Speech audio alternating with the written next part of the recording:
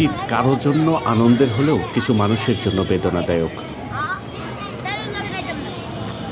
গত দুদিন থেকে রাজশাহীতে বইছে মৃদু শৈত্যপ্রবাহ।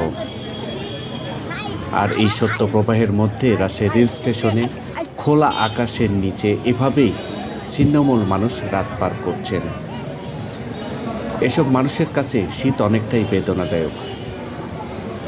দিনভর এসব ছিন্নমূল মানুষ শহরের আনাচে কানাচে ঘুরে রাতে স্টেশনে খোলা আকাশের নিচে রাত্রি যাপন করেন।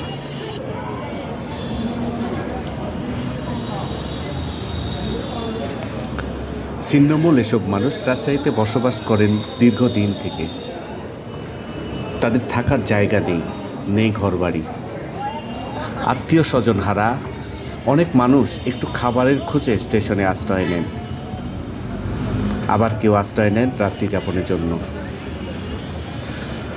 পুরো শীত জুড়েই এসব মানুষের জীবন কাটে মানবেতর।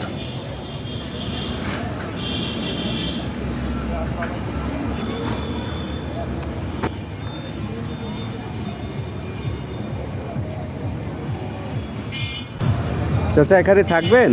জি। কি করে থাকবেন? ঠান্ডা তো অনেক।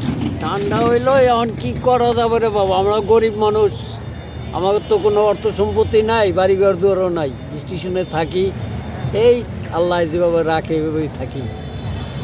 কি করতাম রে বাবা। চাচার বাসা কোথায়? আমার বাসা বাড়ি নাই রে বাবা, এনে স্টেশনে থাকি। আমার বাড়ি আসলো জেলা পটুয়াখালী পায়রা বন্দর, বাড়িঘর দুয়ার নাই, তবে আমি এখন ঢাকা জেলায় থাকি। মনে করেন যে ঢাকা জেলায় এখন কোনো কাম কাজ করতে পারি না, এগুলা এই রাজশাহী স্টেশন করে থাকি। আমি কতদিন থেকে রাজশাহীতে আছেন? আমি একটা শ্বাসকষ্ট রুগী রে বাবা, আমার পেটের ভিতরে কতদিন থেকে আছেন এখানে? এনে আসি বাবা, এই 4-5 বছর ধরে আসি। চাচার বাড়ি কোথায়? বাড়ি এখানে কলোনি। কলোনিতে? এখানে থাকবেন?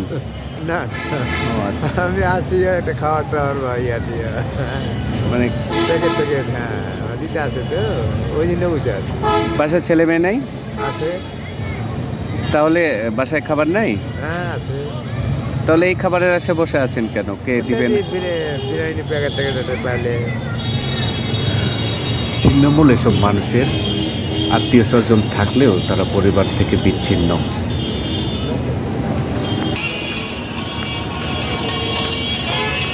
রাস্তায় কাটে তাদের দিন ও রাত। এটাই তারা স্বাভাবিক জীবন মনে করে থাকেন।